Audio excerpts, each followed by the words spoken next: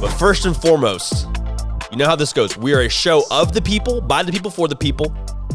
And a lot of our people are Oklahoma fans. So I posed a question on Twitter, again, at Judy Pickell on Twitter. If you're not following, then we're not able to include you as much as we want to. Because I posed a question there. I said, hey, listen, Oklahoma fans, what are your top concerns for your team going into 2022? Because I had gone on record and kind of said, hey, here's things I'm watching for. Here's things I'm concerned about. You're the fan base. You're the real pulse of the operation. What are you concerned about for the 2022 football season? So we took a couple questions. We're going to answer them right here, right now. Again, live and living color. Gosh, dang it, I love this. Again, 254-339-1122 if you want to contribute to the conversation on air. So, at Big Bang Theory says, will Jeff Lebby's up-tempo offense be a good match with how Brent Venables wants to coach his defense? So I think the question here essentially is anytime you have an up-tempo offense, right? Anytime you're running a lot of plays, going pedal to the metal, you're going quick, fast, in a hurry. If that doesn't work well, if you throw 2 incompletions, well, it's third down. You might have used 10 seconds of game time because you went so fast. And so the double-edged sword of it is if you're doing it well, you're scoring a lot of points. The defense is tired. They're staying on the field. They're not able to set up. The negative is if it's not working, you're off the field really quick and your defense has no time to rest. So they might have just had a 10-play drive where they stopped them and they missed a field goal, the opposition did, and your defense got off the field. They're exhausted. They're on oxygen masks and purple Gatorade, whatever flavor Gatorade you like. I like purple. But then the offense goes out and just sputters. And so it's like, wow, we got no break and we're already back on the field because the offense couldn't get it going. And so I think the concern is very fair. The counter I would have to that is you can be as fast or as slow as you want to in this offense. You can do a lot of sugar huddle stuff like we saw Ole Miss do a season ago under Jeff Lebby. You can do a lot of run plays where you're able to kind of take time getting to the line. So in a perfect world, if it's working, yeah, you're going pedal to the metal. You're wearing those other 11 players out, which is phenomenal. To the same token, I think that this defense is going to be built to be able to match what the offense is doing, if that makes sense. So the defense is going to be conditioned. You're not going to throw the offense out there with the anticipation they're going to fail, but if they do, I would very much be surprised if a Brent Venables coach defense doesn't have A, the depth, and then B, the conditioning to withstand a couple of storms or a couple of droughts offensively. Again, I fully anticipate this offense will get going and will be able to be a force and be able to score a lot of points and be able to be in position to get this defense a nice little rest, nice little 6-play drive. Maybe it takes 2-3 minutes to get in the end zone quick, fast. I think that's what it'll look like. The concern is fair, but again, depth, conditioning, 2 things I anticipate Oklahoma will, if they don't have already, they'll develop, but that's going to be in place. I think that's a non-negotiable for them going forward. We got another question, and it was from Mr. Prosser, and it's more than anything a topic than a question. He just says, I want to know about the quarterback and wide receiver rhythm. So I think what he's asking is essentially, how long will it take Dillon Gabriel to get into a rhythm with these wide receivers? A lot of new, well, not really that many new guys, but it's a new quarterback, right? That's the whole nucleus of your offense, which you took from a different program and is now going to be the centerpiece of your offense. And I'm not concerned about this for 2 reasons. The first of which being you got Jeff Lebby. And Dillon Gabriel has been Jeff Lebby's quarterback before. So that already is a next page that you're on that you wouldn't be if you brought in a new quarterback, right? Because Jeff Lebby knows Dillon Gabriel's skill set. He knows what he likes, what he doesn't like in the playbook. He knows some things that he's not as good at that he's going to try and steer away from.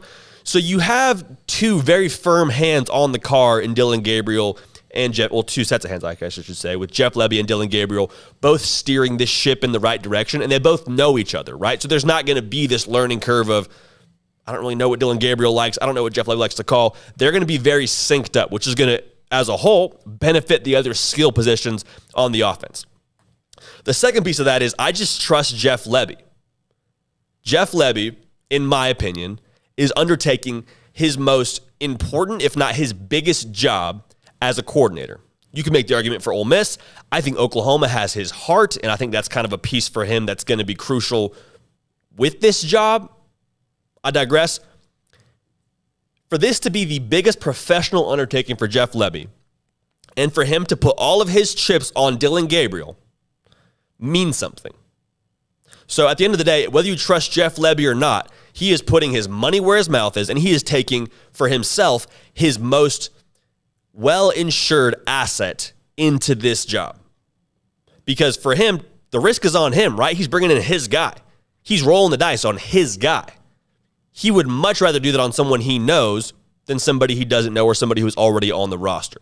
Also, I said this on another live stream we did with Around the Table Sports, so if you haven't already followed them, follow them. He does a phenomenal job. Again, Around the Table Sports on YouTube. Give him a subscription. Was on his show, and I just said, at the end of the day, if you don't trust Dillon Gabriel, I don't know what you're looking at, because I understand the concern of, okay, he came from a group of 5 school in UCF, this, that, and the other. He would have played Power 5 football, whether it was at Oklahoma or not. You may forget, he was committed to UCLA under Chip Kelly, the quarterback whisperer, a guy who knows quarterbacks, a guy who's had a lot of good quarterbacks on his programs. He wanted Dillon Gabriel in his system so that Jeff Lebby was able to steal him away from another Power 5 school. Says something in itself. And also, it should encourage you that other programs at the Power 5 level wanted Dillon Gabriel.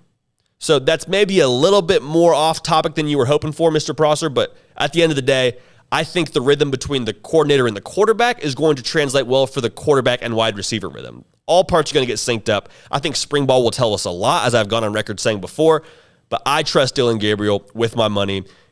Jeff Lebby trusts him with his profession and his well-being. So take that as you will.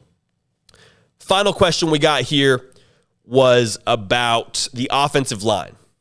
All basically he said was, I think the scheme will be something that you have to work around with the offensive line. Like the question, let me see if I can find it here and have it pulled up. Basically, he just says, hey, the top concern for me is from Smitty Built, which we picked him because he's got a phenomenal name.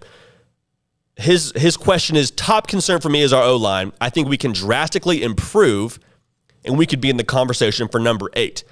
I think he's saying there we could be number 8 in the country. I'm not going to go that far to make any predictions there, but he's basically saying I'm concerned about the O-line.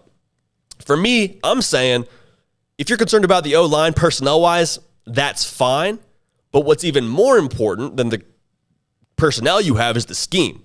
And this scheme caters very much so to the offensive line to make their jobs easier. You're running very quick schemes. So essentially, you're catching the ball, getting it out. You're handing it off, and you're blocking zones as opposed to trying to go man on man and push somebody around. This offense is built to make the offensive line's jobs easier. So all that's to say, whether you have a 5-star or a 2.5-star on the line, they're going to have a much more doable job than they would if they were running a scheme where they were asked to pull around every couple plays and asked to be the guy play in and play out. So for that reason, I'm pretty excited about what the offensive line is going to do. It seems to be across the board a concern for Oklahoma fans, but I'm telling you, they're going to hide this pretty well with what Jeff Lebby wants to do offensively. There's not going to be a lot of 5-step drops where Dillon Gabriel has to sit back there for 3 or 4 seconds for someone to get open downfield. It's going to be right on the running back, balls out. It's going to be catch, balls out. Catch, 2-step, pump fake, balls out. Like there's going to be a lot of quick timing plays that are going to benefit the quarterback, ultimately benefit the offensive line.